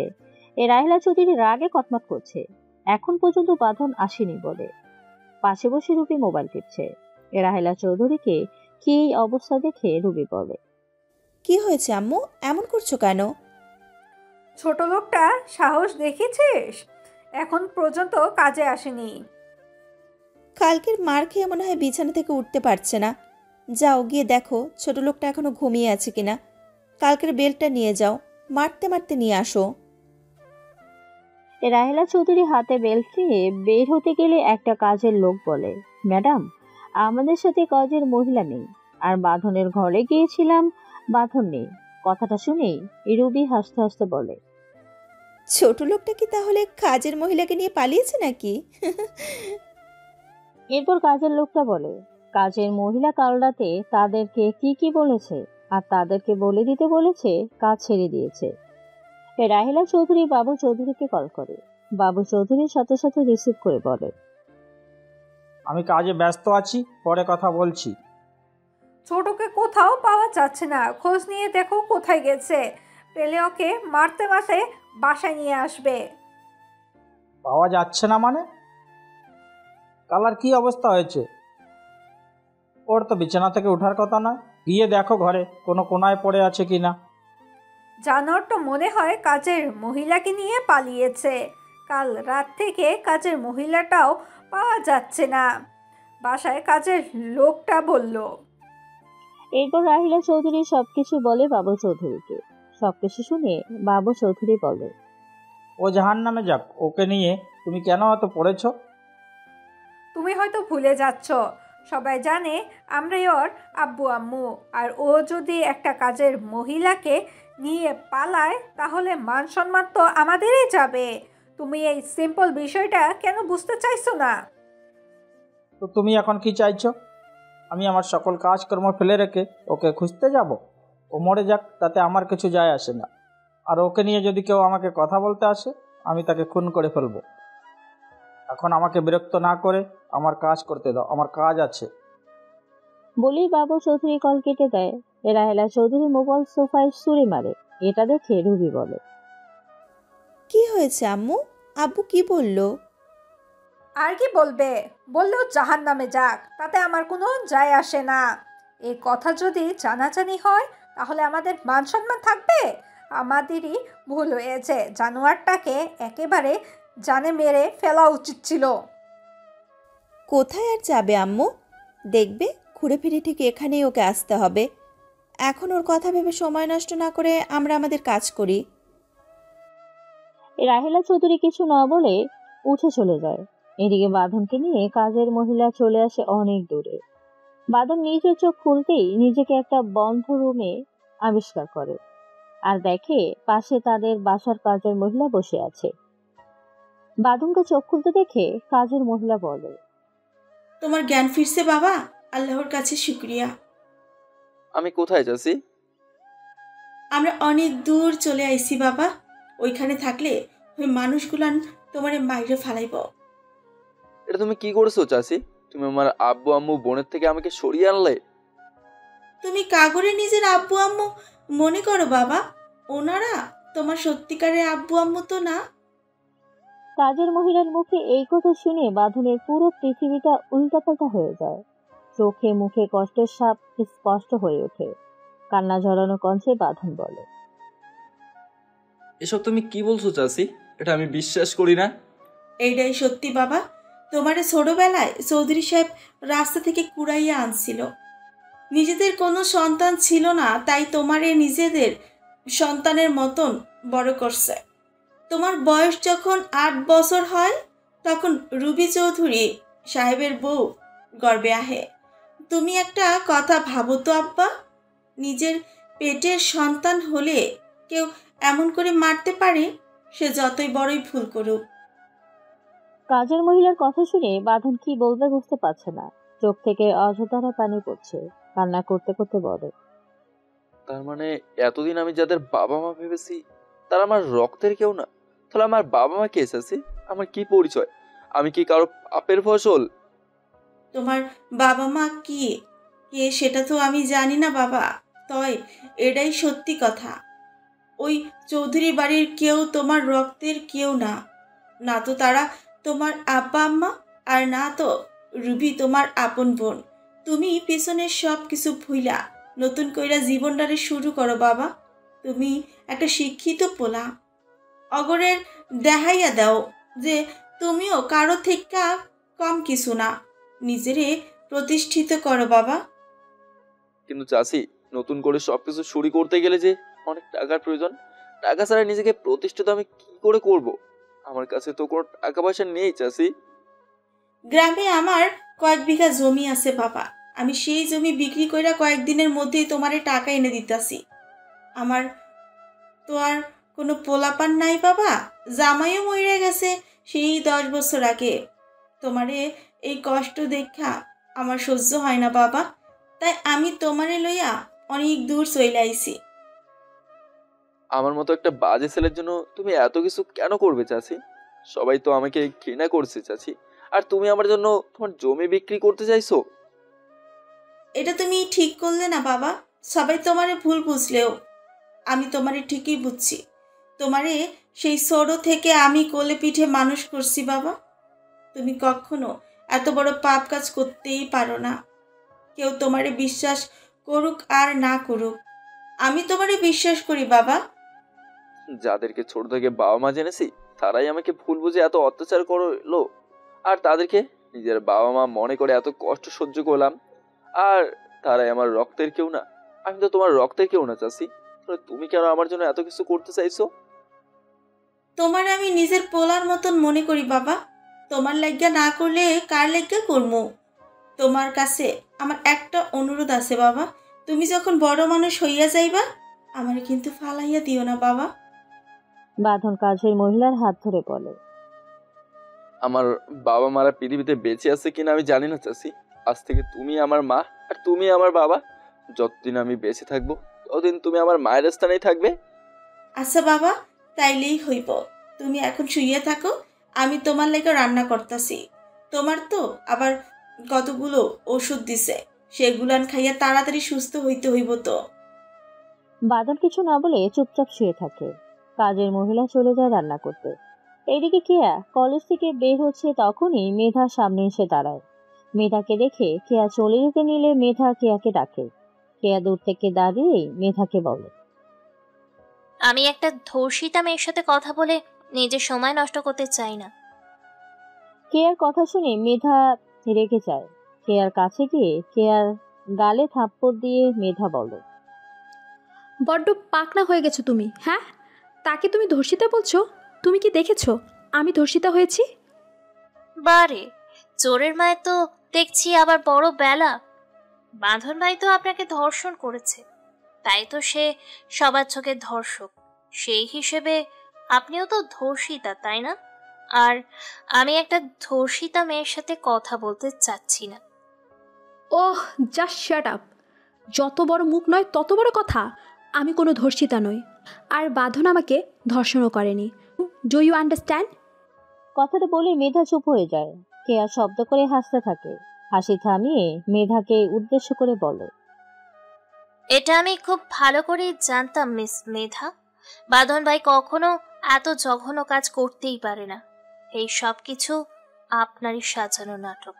আর তাই তো আমি আপনাকে উস্কাচ্ছিলাম। দেখুন, আপনি উত্তেজিত হয়ে সত্যিটা বলেই দিলেন। একটা কথা জানে তো মেধা, হাজার চেষ্টা করেও মিথ্যে দিয়ে সত্যিকে ঢাকা যায় না। কেয়ার কথা শুনে মেধা চোখ বন্ধ করে ফেলে। কিছু সময় পর একটা বড় নিঃশ্বাস ফেলে চোখ খুলে কেয়ার দিকে তাকায়। কেয়া কিছু বলবে তার আগেই মেধা বলে, বাঁধন আমাকে ধর্ষণ করেনি, এটা তুমি জানো আর আমি জানি। কিন্তু তুমি এটা প্রমাণ করবে কি করে? তোমার কথা কেউই বিশ্বাস করবে না। সবাই চোখে যেটা দেখছে সেটাই বলবে। মেধার কথা শুনে কেয়া হাসতে থাকে। হাসি থামিয়ে কেয়া বলে, একটা কথা ভালো করে মাথায় গেঁথে নিন মিস মেধা। আজ যেমন আমি সত্যটা জেনেছি, 2 দিন পর সবাই আপনারই মিথ্যেটা জেনে যাবে। তখন আপনার কি অবস্থা হবে একবার ভেবে দেখুন তো। ওহ, ইউ শাট আপ। আমাকে নিয়ে তোমার চিন্তা না করলেও হবে। বাঁধন তোমার কে হয়, হ্যাঁ, যে বাঁধনের হয়ে এত ওকালতি করছো? বাঁধন ভাই আমার কেউ হয় না, কিন্তু আপনার একটা মিথ্যেতে ওই মানুষটার জীবনটা নষ্ট হয়ে গেছে। যাদেরকে এতদিন নিজের আব্বু আম্মু ভেবেছে, তারা ওই মানুষটার ওপর দিনের পর দিন অমানবিক অত্যাচার করেছে শুধুমাত্র আপনার জন্য। আপনি নিজেকে কখনো ক্ষমা করতে পারবেন তো মিস মেধা? এতদিন আব্বু আম্মু মনে করেছে মানে? ওই চৌধুরী পরিবার তো বাঁধনের আব্বু আম্মুই। আর আমি চৌধুরী পরিবারের মান সম্মান নষ্ট করার জন্য এত নাটক সাজিয়েছিলাম। ওই চৌধুরীর ছেলের জন্যই আমার আব্বুর কোটি কোটি টাকা লস হয়েছে। আমার আব্বু যেই কন্ট্রাক্টে তার জন্য টাকা জমা দিয়েছিল, সেই কন্ট্রাক্টটা জোর করে কেড়ে নিয়েছিল বাঁধন। আর সেই কন্ট্রাক্টটা দিয়েছিল তোর আব্বুকে। আব্বু উঠে গেছে উপরে, আর আমার আব্বুর সহ্য করতে হয়েছিল মানুষের অপমান লাঞ্ছনা। তারই প্রতিশোধ নিয়েছি আমি বাঁধনের থেকে। মিস মেধা, বিজনেস করতে গেলে লাভ লস দুটোই হয়। কিন্তু তাই বলে আপনি মিথ্যে বলে একটা মানুষের জীবন নষ্ট করতে পারেন না। আর বাঁধন ভাই ওই চৌধুরী পরিবারের কেউ না। ছোটবেলায় রাস্তা থেকে কুড়িয়ে পেয়েছিল বাঁধন ভাইকে। রুবির আব্বু আম্মু কোনো সন্তান ছিল না।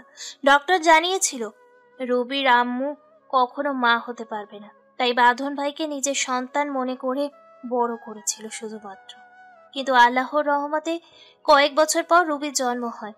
আপনি বিজনেসকে পার্সোনাল লাইফের সাথে জড়িয়ে একটা মানুষের সুন্দর লাইফটাকে নষ্ট করে দিয়েছেন। আর রইল আপনার আব্বুর কন্ট্রাক্টের কথা। সেই কন্ট্রাক্টটা বাঁধন ভাইয়ার জন্য নয়, আপনার আব্বু ভুলের জন্য হারিয়েছিল। আমি রুবির থেকে সবকিছু শুনেছি। আপনার আব্বু ভুল করে তার একজন পার্টনারকে বলেছিল কন্ট্রাক্টের জন্য কত টাকা সে লাগিয়েছে, আর সেই কন্ট্রাক্টটার জন্যই রুবির আব্বু অপেক্ষা করছিল। আপনার আব্বু সেই পার্টনারটা গিয়ে বলে দিয়েছিল রুবির আব্বুকে, আর তারপরে যা হবার হয়েছে। এখানে বাঁধন ভাইয়ের কোনো দোষ ছিল না। কিন্তু আপনাকে এইসব কথা বলে কোনো লাভ হবে বলে আমার মনে হয় না, কারণ আপনি অন্ধ। দুটো চোখ থাকার পরও আপনি অন্ধ। তাই তো বাঁধন ভাইয়ের মতো মানুষের ভালোবাসা আপনি বুঝতে পারেননি। সত্যি কথা বলতে কি জানেন মিস মেধা, আপনি কারোর ভালোবাসা পাওয়ার যোগ্যই না। একটা মেয়ে কতটা লাকি হবে একটা ছেলে তার জন্য চোখের পানি ফেলে। আমি রবির থেকে শুনেছি বাঁধন ভাই আপনার জন্য রোজ কান্না করত, আর প্রতি ওয়াক্ত নামাজের শেষে মোনাজাতে শুধু আপনাকেই চাইতো। আপনার যাতে কখনো কোনো ক্ষতি না হয় সেই দোয়া করতো মানুষটা। আর সেই আপনি একটা মানুষের জীবনটা নষ্ট করে দিলেন। আপনার মতো মানুষ এই পৃথিবীতে আছে বলেই অনেকের ভালোবাসা থেকে বিশ্বাস উঠে গেছে। কেয়ার কথা শুনে মেধার চোখ থেকে পানি পড়ছে অঝোরধারায়। কেয়া চলে যায় সেখান থেকে। মেধা কান্না করতে করতে সেখানে বসে পড়ে। মেধা নিজের ভুলটা বুঝতে পেরেছে। বিনা অপরাধে একটা ছেলের জীবন নষ্ট করে দিয়েছে। সেই মানুষটাকে চিনতে পারেনি যে তাকে পাগলের মতো ভালোবাসতো। কান্নায় ভেঙে পড়ে মেধা। এদিকে চৌধুরী পরিবারের কারো মনে শান্তি নেই। সবাই মন মরা হয়ে বসে আছে। বাঁধনের জন্য কেন যেন হঠাৎ সবার মনে কষ্ট হতে থাকে। বাবু চৌধুরী বলে, আজ কেন জানি হঠাৎ করে ছেলেটার জন্য কষ্ট হচ্ছে।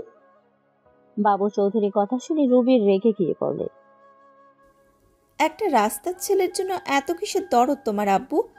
ওই জানোয়ারটাকে তোমার সন্তানের মর্যাদা দিয়ে এই বাড়িতে রেখেছিলে, আর সেই ওর জন্যই তোমার মাথা সবার সামনে নত করতে হয়েছে। আর আজ ওর জন্য তোমার কষ্ট হচ্ছে? রবি, আমার মুখের উপর কথা বলার সাহস তোর হয় কি করে? একটা কথা মনে রাখিস, ওর জন্যই আমরা আমাদের সন্তানের অভাব ভুলতে পেরেছিলাম। আমাদের বিয়ের 15 বছর পরও আমরা নিঃসন্তান ছিলাম। সন্তানকে বুকে নেবার অনুভূতি কি সেটা ওর জন্যই আমরা বুঝতে পেরেছিলাম। তার কি মর্যাদা ও রেখেছে আব্বু? একটা মেয়ে ওকে ভালোবাসে না বলে ও সেই মেয়েকে ধর্ষণ করবে? ওর জন্য তোমাকে, আম্মুকে আর আমাকেও কম কথা শুনতে হয়নি মানুষের থেকে। ওই জানোয়ারটার জন্য আমার কাছের মানুষরা আমার চরিত্র নিয়ে কথা বলেছে। যা গেছে সেটা নিয়ে না ভাবাটাই এখন বেটার। আমরা আমাদের মতন করে সব কিছু গুছিয়ে এখন থেকে চলবো। আর মনে করো, বাঁধন নামের কেউ কখনো আমাদের জীবনেই ছিল না। তোমাদের কথা শুনে মনে হচ্ছে ওই লম্পটাকে তোমরা খুব মিস করছো। তোমাদের সাথে কথা বলাটাই বেকার সময় নষ্ট। কথাগুলো বলে বসা থেকে উঠে দাঁড়ায়। কাউকে কিছু বলার সুযোগ না দিয়ে চলে যায় সিঁড়ির দিকে। সিঁড়িতে উঠতে গিয়েও থেমে যায়। উল্টো দিকে ঘুরে রুবি বাবু চৌধুরী আর রাহেলা চৌধুরীকে উদ্দেশ্য করে বলে, এত আবেগ ঠিক নয় আব্বু। রাস্তার ছেলেটা তোমাদের আবেগ নিয়ে খেলা করতে সাহস করেছে শুধুমাত্র তোমাদের জন্য। যেটা সত্যি সেটা মানতে শেখো। তোমাদের আদরাদরিও এত বড় জঘন্য একটা কাজ করতে সাহস করেছে। একটা মেয়ের পুরো জীবন নষ্ট করে দিয়েছে ওই রাস্তার ছেলেটা। কথাগুলো বলেই রুবি সিঁড়ি দিয়ে উপরে উঠে যায়। এইদিকে মেধা নিজের রুমে বসে কান্না করছে। বসা থেকে উঠে আয়নার সামনে গিয়ে দাঁড়ায়। আয়নার দিকে তাকিয়ে নিজেকেই বলতে শুরু করে, তুই এতটা খারাপ কবে হয়ে গেলি মেধা? একটা ছেলে, নিষ্পাপ ছেলের জীবন এভাবে নষ্ট করে দিলাম। উপরওয়ালা কখনো আমাকে মাফ করবে না। সত্যিকারের ভালোবাসা আমি চিনতে পারিনি। যে ছেলেটা আমাকে এতটা ভালোবাসলো তার উপরই আমি মিথ্যা ধর্ষণের অভিযোগ করলাম। একটা এতিম ছেলের উপর আমি কিভাবে এতটা বাজে অভিযোগ করলাম? আমার এই পাপের যে কোনো ক্ষমা নেই। আমি কালই বাঁধনের কাছে যাব, ওর 2 পা ধরে ক্ষমা চাইব। ও যতক্ষণ আমাকে ক্ষমা করবে না আমি ওর পা ছাড়ব না। আমাকে যদি খুন করে ফেলে তবুও আমি বাঁধনের থেকে ক্ষমা না নিয়ে মরব না। আমি তোমার কাছে আসছি বাঁধন, খুব তাড়াতাড়ি আমি তোমার কাছে আসছি। তোমার পা ধরে ক্ষমা চেয়ে আমি তোমার হয়ে থাকতে আসছি তোমার কাছে। কথাগুলো বলে মেধা নিজের চোখের পানি মুছে নেয়। এদিকে বাঁধন শুয়ে আছে। কাজের মহিলা বাঁধনের পাশাপাশি বসে বলে, বাঁধন বাবা, তোমারে একখান কথা জিজ্ঞাসা করি, সত্যি কইরা কইবা আমারে? বলো চাচি, কি জানতে চাও তুমি? আমার জন্য নিজের সবকিছু বিক্রি করে দিচ্ছ, আর তোমাকে আমি সত্যি না বললে কাকে বলবো চাচি? আমি জানি তোমারে ওই মাইয়াটা ফাঁসাইছে, কিন্তু কি হয়েছিল সেদিন সেটা আমারে কইবা বাবা? বাঁধন চোখ বন্ধ করে একটা নিঃশ্বাস ফেলে। এরপর বলতে শুরু করে। ফ্ল্যাশব্যাক। বাবু চৌধুরীকে থাপ্পড় দিয়ে চলে যায়। বাঁধন মনে মনে বলে, মেধা, তোমার এত বড় সাহস, তুমি আমার আব্বুকে অপমান করো। আজ আমি তোমার কি অবস্থা করি সেটা তুমি দেখো। তোমাকে ভালোবাসি বলে তোমার হাজার অপমান আমি সহ্য করি, কিন্তু তুমি আমার আব্বুকে অপমান করো কোন সাহসে? আমি চাইলেই তোমার কি করতে পারে সেটা দেখো শুধু। কথাগুলো বলেই বাঁধন বিছানা থেকে মোবাইল হাতে নেয়। এরপর মেধার নাম্বারে কল করে, কিন্তু মেধা কল রিসিভ করে না, কেটে দেয়। বাঁধন আবার কল করে। এবার মেধা বিরক্ত হয়ে কল রিসিভ করে বলে, বারবার কল করছো কেন তুমি আমাকে? তোমার মতো ছেলের সাথে কথা বলার কোনো ইচ্ছে নেই আমার। তোমাকে আর আমার সাথে কথা বলতে হবে না। আজ থেকে তুমি মুক্ত মেধা। এই বাঁধন চৌধুরী আর কখনো তোমার পিছু করবে না, তোমাকে ভালোবাসি বলবে না, তোমাকে বিরক্ত করবে না বারবার কল দিয়ে। বাঁধনের কথা শুনে মেধার মুখের হাসি যেন ফুরাচ্ছেই না। হাসি মাখা কণ্ঠে মেধা বলে, তুমি সত্যি বলছো? তুমি আমাকে আর কখনো বিরক্ত করবে না? Thank you so much. তোমার মুখের এই কথাটা শোনার জন্য আমি কতদিন অপেক্ষা করেছি। ফাইনালি আমার ইচ্ছেটা পূর্ণ হলো। এত খুশি হবার কিছু নেই, আমি যা বলেছি তাই করব, তবে তার জন্য তোমাকে আমার একটা শর্ত মানতে হবে। তোমার যে কোনো শর্তে আমি রাজি, তবে হ্যাঁ, তুমি কিন্তু এটা বলতে পারবে না যে তুমি আমাকে বিয়ে করতে চাও। এসব বন্ধ করার জন্য। তোমাকে বিয়ে করার আর কোনো ইচ্ছেই আমার নেই। লাস্ট বার তোমার সাথে 5 মিনিটের জন্য দেখা করতে চাই, আর কখনো তোমার সামনে গিয়ে দাঁড়াবো না আমি। ঠিক আছে, আমি আসছি। কোথায় আসবো বলো? তবে হ্যাঁ, এরপর কিন্তু আর কখনো দেখা করা বা আমার সাথে কথা বলার চেষ্টাও করবে না। নিজের কথায় অটুট থেকো। এই বাঁধন চৌধুরী কখনো কাউকে কথা দিলে সে কথার বরখেলাপ হয় না। তুমি নিশ্চিন্ত থাকতে পারো, আর তুমি তোমার বাসার বাইরেই অপেক্ষা করো, আমি গাড়ি নিয়ে আসছি।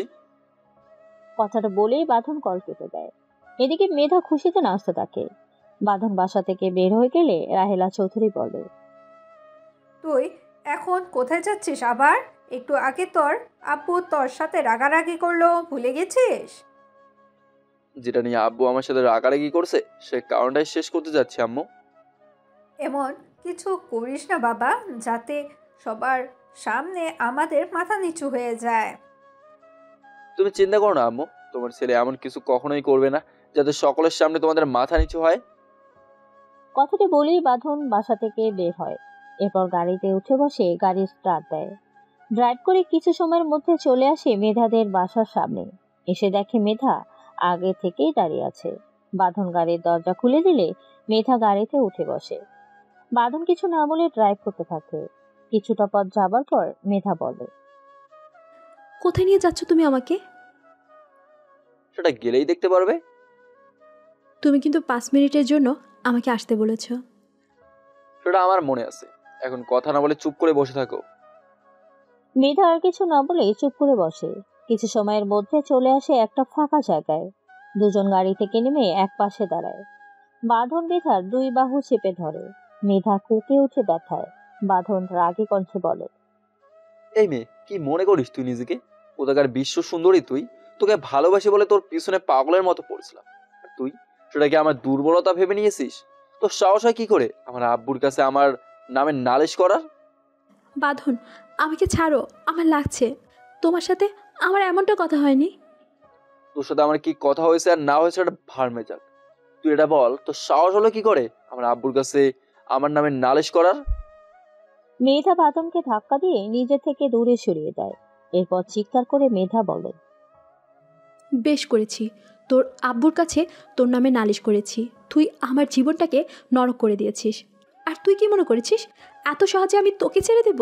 আমার মনে যেমন আনন্দের ঢেউ বইছে তুই আমাকে বিরক্ত করবি না বলে, ঠিক তেমনি আমার রাগও হচ্ছে। তোর জীবনকে নরক না করা পর্যন্ত আমার কোনো শান্তি নেই। তুই আমার পিছু ছেড়ে দিলে কি আমি তোকে ছেড়ে দিব মনে করেছিস? সবার সামনে তোকে আর তোর পরিবারকে অপমান না করা পর্যন্ত আমার শান্তি হচ্ছে না। আমি শুধুমাত্র আমার কলেজ চেঞ্জ করে এই কলেজে এসেছি তোর জন্য, তোর আর তোর পরিবার থেকে প্রতিশোধ নেওয়ার জন্য। তুই ভালো করেছিস আমাকে এখানে ডেকে এনে। এখন আমি যেটা করব সেটা তুই কল্পনা তো ভাবতে পারিসনি। মেধার কথা শুনে বাঁধন ভ্যাবাচাকা খেয়ে যায়। মেধা কি বলছে সবকিছু বাঁধনের মাথার উপর দিয়েই যাচ্ছে। কৌতূহলী কণ্ঠে বাঁধন বলে, কিসের প্রতিশোধ নিতে চাইছো তুমি? আমি আর আমার পরিবারের থেকে কি করছি আমরা তোমার সাথে? মেধা বলল, আমার সাথে কিছু করিসনি, কিন্তু আমার আব্বুকে তোরা রাস্তায় নামিয়ে নিয়েছিস। তোমার আব্বুকে রাস্তায় নামিয়ে এনেছি মানে? কে তোমার আব্বু? মেঘা বলল, মেঘ রহমান। তোর বাবা আমার আব্বুর সাথে পার্টনারশিপে কাজ করতো, কিন্তু তোর আব্বু আমার আব্বুকে ধোকা দিয়ে সবকিছু হাতিয়ে নিয়েছে। যে কন্ট্রাক্টটা আমার আর তোর আব্বুর একসাথে করার কথা ছিল, আমার আব্বুর থেকে সবকিছু জেনে এখন তোর আব্বু আমার আব্বুকে সেই কন্ট্রাক্ট থেকে সরিয়ে দিয়েছে আর নিজেই সবকিছু হাতিয়ে নিয়েছে। আর এর মূলে ছিলি তুই। তুই তোর আব্বুকে এই বুদ্ধি দিয়েছিলি আমার আব্বুকে ঠকানোর। মেধার কথা শুনে বাঁধন দুপা পিছিয়ে সরে যায়। বাঁধন কিছু বলবে তার আগেই মেধা নিজের ড্রেস ছিঁড়তে থাকে। বাঁধন বড় বড় চোখে তাকিয়ে আছে মেধার দিকে। মেধা এসব কেন করছে, কি করছে বাঁধন কিছুই বুঝতে পারছে না। হঠাৎ মেধা গিয়ে বাঁধনকে শক্ত করে জড়িয়ে ধরে। বাঁধন নিজের তাল সামলাতে না পেরে মাটিতে পড়ে যায় মেধাকে নিয়ে। মেধা নিজের স্যালোয়ারের ফিতা খুলে দেয়। বাঁধন এমন ভাবে মাটিতে পড়ে আছে, চাইলেও সে মেধাকে ছাড়িয়ে উঠতে পারছে না। এরপর মেধা চিৎকার করতে থাকে। হঠাৎ কোথা থেকে অনেকগুলো লোকজন এসে দেখে বাঁধন মেধাকে ধর্ষণ করছে। 3 জন লোক বাঁধনকে টেনে তোলে। এরপর ইচ্ছেমতো মারতে থাকে আর মেধা নিজের পায়জামার ফিতা বাঁধতে থাকে। হাত পা জোর করে কান্না করতে থাকে মেধা। 3 জন লোক বাঁধনকে মেরেই যাচ্ছে। বাঁধন কিছু বলবে তার কোনো সুযোগই নেই। এর মধ্যে একজন লোক বলে, এই ছেলেটাকে আমি চিনি, এটা তো বাবু চৌধুরীর ছেলে। আর একজন লোক বলে, বড় লোকের ছেলে বলে যা ইচ্ছে তাই করবে, ওকে নিয়ে চল ওর বাবার কাছে। বলে 3 জন লোক বাঁধনকে একটা গাড়িতে তোলে। আর একজন মহিলা মেধার কাছে গিয়ে মেধাকে তুলে ধরে। মেধা কান্না করে যাচ্ছে। মেধাকেও তোলে গাড়িতে। কিছু সময়ের মধ্যে চলে আসে চৌধুরী বিলায়। কলিং বেল দিতেই রুবি দরজা খুলে দেয়। দেখে কয়েকজন লোক বাঁধনকে ধরে রেখেছে। বাঁধনের নাকে মুখে রক্ত। পিছনেই মেধা দাঁড়িয়ে আছে অর্ধ উলঙ্গ অবস্থায়। বাঁধন কিছু বলতে যাবে তার আগে 3 জন লোকের মধ্যে একজন লোক বলে, এই মেয়ে, তোমার আব্বু কোথায়? যাও গিয়ে দেখো তোমার আব্বুকে। তারাও তো জানার প্রয়োজন তার গুণধর ছেলে কি করেছে। আপনারা কারা আর আমার ভাইয়াকে এইভাবে কেন ধরে রেখেছেন? সেটা তোমার না জানলেও চলবে। যাও গিয়ে তোমার আব্বুকে ডেকে আনো, তারপর শুনতে পাবে কি হয়েছে আর কি করেছে তোমার এই গুণধর ভাই। রুবি আর কিছু না বলে দৌড়ে চলে যায় বাবু চৌধুরীর রুমে। রুবিকে এভাবে দৌড়াতে দেখে বাবু চৌধুরী বলে, কি হয়েছে তোর, এভাবে কেন দৌড়াচ্ছিস? নিচে চলো আব্বু, তাহলে শুনতে পারবে কি হয়েছে। কয়েকটা লোক ভাইয়াকে মারধর করে নিয়ে এসেছে, আর সাথে একটা মেয়েও আছে, কিরকম অর্ধ উলঙ্গ অবস্থায়। বাবু চৌধুরী আর কিছু না বলে তাড়াতাড়ি নিচে চলে আসে। নিচে আসতেই লোকটা বলে, মিস্টার চৌধুরী, এটা তো আপনারই ছেলে তাই না? আমার ছেলের কলার এভাবে ধরে আছো কেন? ওর কলার থেকে হাত সরাও, হয়তো সব কটাকে জেলের ভাত খাওয়াবো। জেলের ভাত তো অবশ্যই খাবে, তবে সেটা আমরা নয়, আপনার ছেলে। জিজ্ঞেস করুন কি করেছে আপনার এই ছেলে। আমার ছেলের কলারটা যখন আপনি ধরেই রেখেছেন, তখন আপনি বলুন কি করেছে আমার ছেলে। এই যে মেয়েটাকে দেখছেন, চেনেন আপনি মেয়েকে? চিনব না কেন? আজকেও কিছু সময় আগে আমার অফিসে দেখা হয়েছিল, আমার বন্ধু মেঘার মেয়ে। একটা নির্জন জায়গায় নিয়ে এই মেয়েটাকে নিয়ে গিয়ে আপনার ছেলে ধর্ষণ করেছে। এই যে এখানে মানুষগুলো দেখছেন না, সবাই নিজের চোখে দেখেছে। কথাটা শুনেই বাবু চৌধুরীর নিজের ছেলে দিকে তাকায়। বাঁধন মাথা নিচু করে আছে। মেধার দিকে তাকাতেই দেখে মেধা কান্না করছে। বাবু চৌধুরীকে চুপ করে থাকতে দেখে লোকটা বলে, এরপর কি হবে সেটা একটু ভাবুন। বাঁধন কি জেলে যাবে, নাকি বাবু চৌধুরী কিছু একটা করবে? এত সহজেই কি প্রমাণ হয়ে যাবে বাঁধন একজন ধর্ষক, নাকি আরো কিছু হতে পারে? সেটা অবশ্যই জানতে পারবেন পরের সিজনে। আজকের মতো আসছি, সবাই ভালো থাকুন, সুস্থ থাকুন, খোদা হাফেজ।